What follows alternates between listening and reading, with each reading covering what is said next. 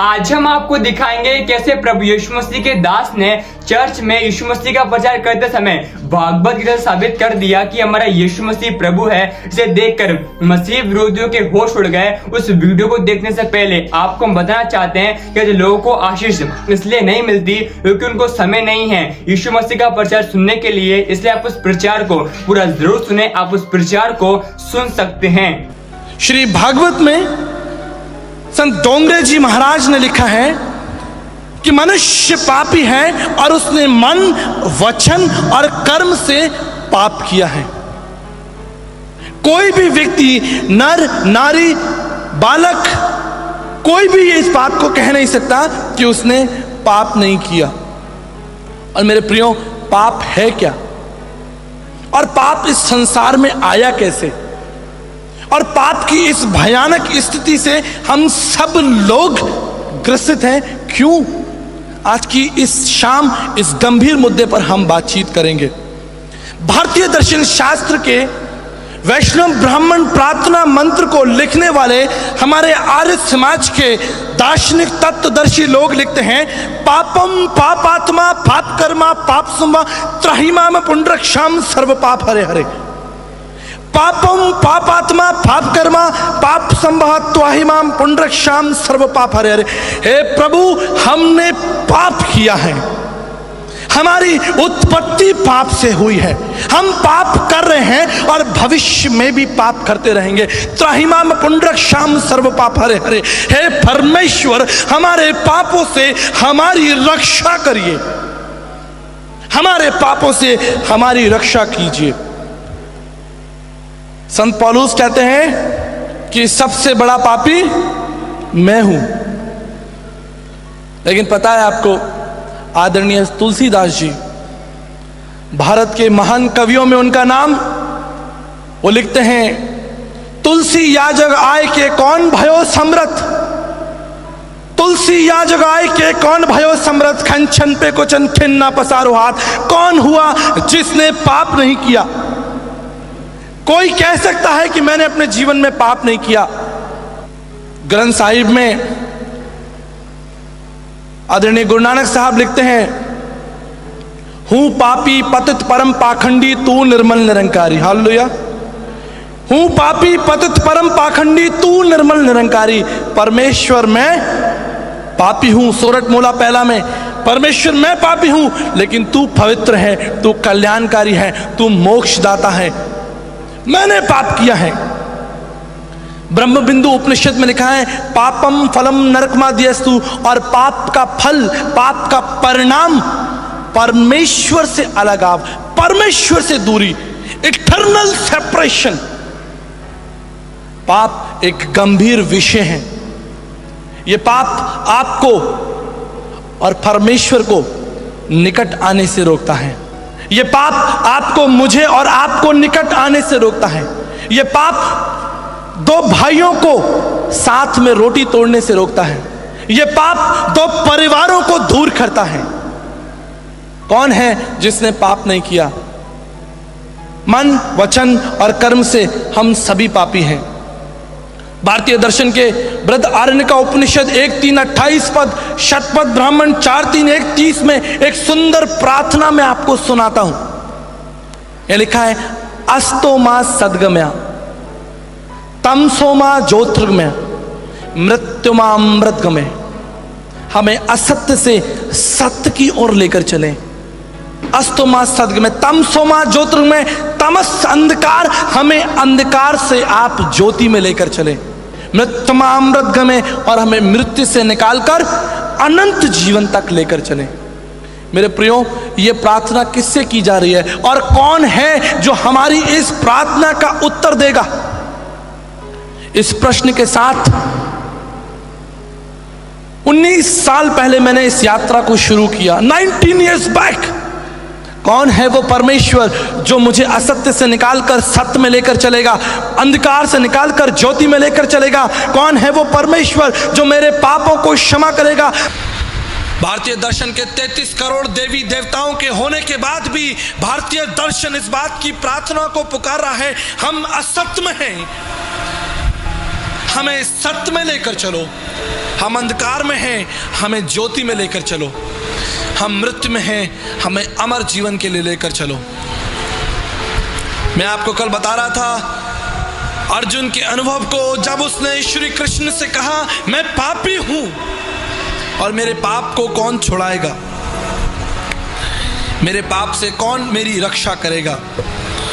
मैंने आपको बताया कि अर्जुन को श्री कृष्ण ने कहा तुम्हें शरणम गच्छ सर्व भावेन भारतम तत्त प्रसादनम प्रशासिति शाश्वतम। अर्जुन, तुम उस परमेश्वर के पास जाओ जो तुम्हारे पापों को क्षमा करेगा। तुम्हारे पाप कौन क्षमा करेगा? वो परमेश्वर जिसके अनुग्रह से तुम्हारे पाप क्षमा होंगे। ऋग्वेद के 10वें मंडल 133-66 खंड को मैं आपके सामने रखता हूं। परमेश्वर, आप महान परमेश्वर हैं, आप हम पर दया करिए और हमारे समस्त पापों को हमारे जीवन से दूर करिए। ऋग्वेद उसका 7वां मंडल 86 2 से 7 पद को मैं आपके सामने रखता हूं। पाप ने हमको घेर लिया है, पाप ने हमको घेर लिया है, हमारी सहायता करिए, इस बंधन से हमें स्वतंत्र करिए। ऋग्वेद 7वां मंडल उसका 89-3 पद, परमेश्वर मुझ पर दया करिए, मुझे दंड मत दीजिए, मेरे पापों के लिए मुझे दंड मत दीजिए। मैंने पाप किया है, आपकी दृष्टि में मुझे दंड मत दीजिए। ऋग्वेद 7:89 में लिखा है आपकी दया से मैं शुद्ध हो जाऊंगा, आपकी दया से मैं बच जाऊंगा। ऋग्वेद 5 अध्याय उसके 8 और 78 पद में लिखा है इन समस्त पापों को मेरे जीवन से दूर कर दीजिए। भारतीय दर्शन के दार्शनिक और तत्वदर्शी लोग इस बात से मुकर नहीं रहे कि वो पापी हैं। हम सब ने पाप किया है। ऋग्वेद के 10वें मंडल 90 पद में लिखा है स्वयं परमेश्वर इस पाप के बंधन को तोड़ने के लिए इस पृथ्वी पर देह रूप धारण करेगा, जो देह के रूप में प्रकट होकर स्वयं का बलिदान चढ़ा देगा। जब तक वो बलिदान नहीं चढ़ाया जाएगा तुम्हारे पाप क्षमा नहीं होंगे। जब हम न्याय के अधीन होते हैं तो दंड कर हमें चुकाना पड़ता है, दंड हमको देना पड़ता है जब न्याय हमारे ऊपर हावी हो जाता है। अमेध्यो वे पुरुषो अन्यत्र वदन्ति, अमेध्यो वो पुरुषो अन्यत्र वदन्ति। सब ने पाप किया, लेकिन उन समस्त पापों के लिए परमेश्वर की उपस्थिति इस बंधन को तोड़ सकती है। हालेलुया। आप ध्यान दीजिए, संपूर्ण जीवन आप झूठ बोलते हैं, संपूर्ण जीवन आप व्यभिचार, लड़ाई झगड़ा, मारकाट, अपमान, बुराइयां, तमाम उन पापों को साधारण आप सोचते हैं कि मैं कोई पाप नहीं कर रहा हूं,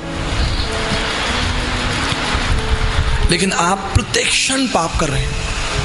यहोवा परमेश्वर की दृष्टि में, चाहे आप माने ना माने, आप किसी भी जाति, समाज, कुल, भाषा, क्षेत्र, रंग रूप के क्यों ना हो, आप पाप के अधीन हैं। और इस पाप से छुटकारे के लिए स्वयं परमेश्वर का हस्तक्षेप जरूरी है। देवानुग्रह हेतुक्रम उस परमेश्वर की मांत्रिक उपनिषद, उस परमेश्वर के अनुग्रह से ही तुमको पाप से क्षमा मिलेगी, दूसरा कोई रास्ता नहीं है। ना योगेन सांख्यन कर्मणा नो ना विद्याया ब्रह्मकित मोक्ष वे विद्यते सिद्धाय नान्यथा। विवेक चूड़ामणि 56 में लिखा है।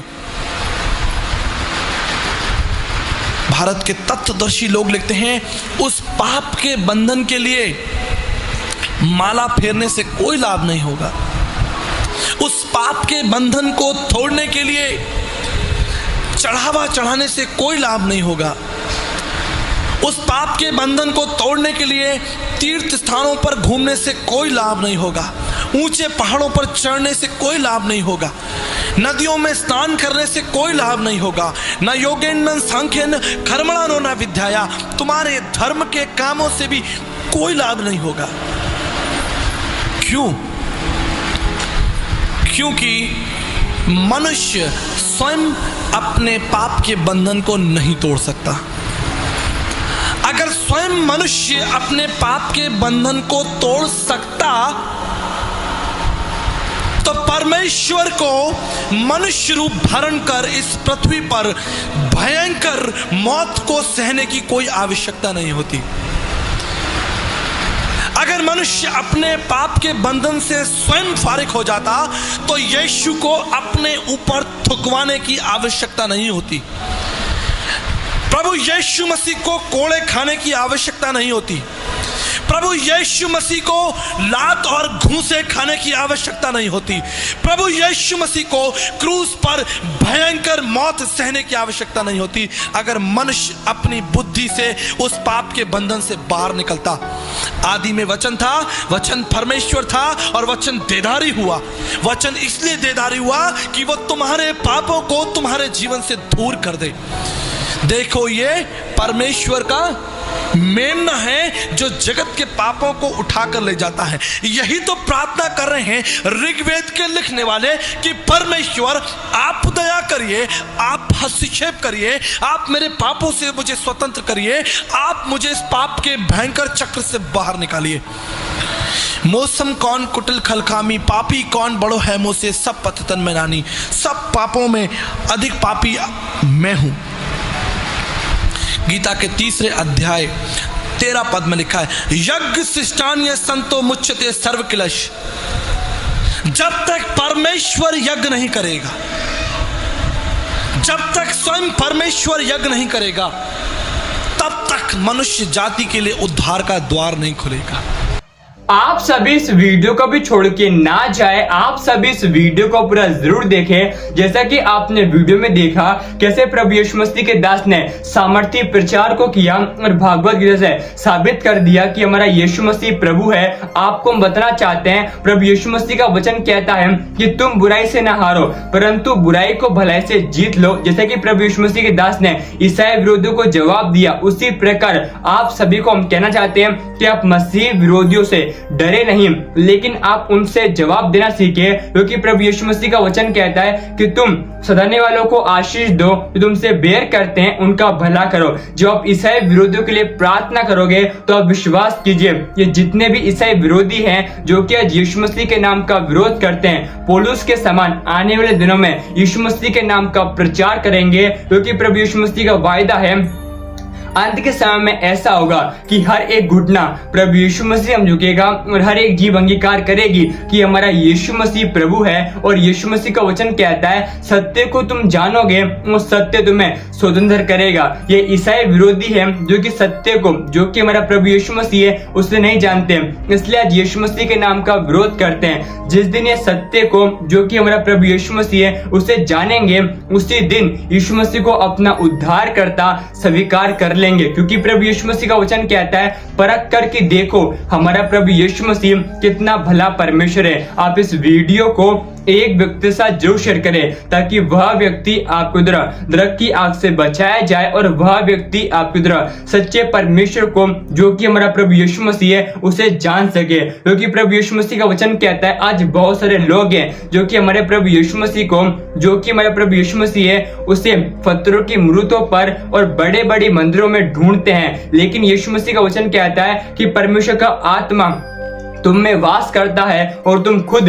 यीशु मसीह के नाम का मंदिर हो। आप इस वीडियो को एक लाइक करें ताकि YouTube हमारे इस वीडियो को लोग तो रिकमेंड कर सके और यीशु मसीह का प्रचार लोगों तक पहुंच सके। क्योंकि प्रभु यीशु मसीह का वचन कहता है कि तुम जाओ और सारे जगत के लोगों को यीशु मसीह के बारे में बताओ और पिता पुत्र पवित्र आत्मा के नाम से उन्हें बपतिस्मा दो और देखो जगत के अंत तक सदैव मैं तुम्हारे साथ रहूंगा। और प्रभु यीशु मसीह की इच्छा यह है कि कोई भी नरक में ना जाए, लेकिन सब अनंत जीवन को और बहुतायत के जीवन को प्राप्त करें। प्रभु यीशु मसीह का वचन कहता है यूहन्ना 10:10 में कि चोर और किसी काम के लिए नहीं परंतु चोरी करने, घात करने और नष्ट करने के लिए आता है, परंतु हमारा प्रभु यीशु मसीह इस संसार में इसलिए आया है ताकि हम अनंत जीवन को और बहुतायत के जीवन को प्राप्त करें। प्रभु यीशु मसीह आप सभी को बहुत आशीष दे।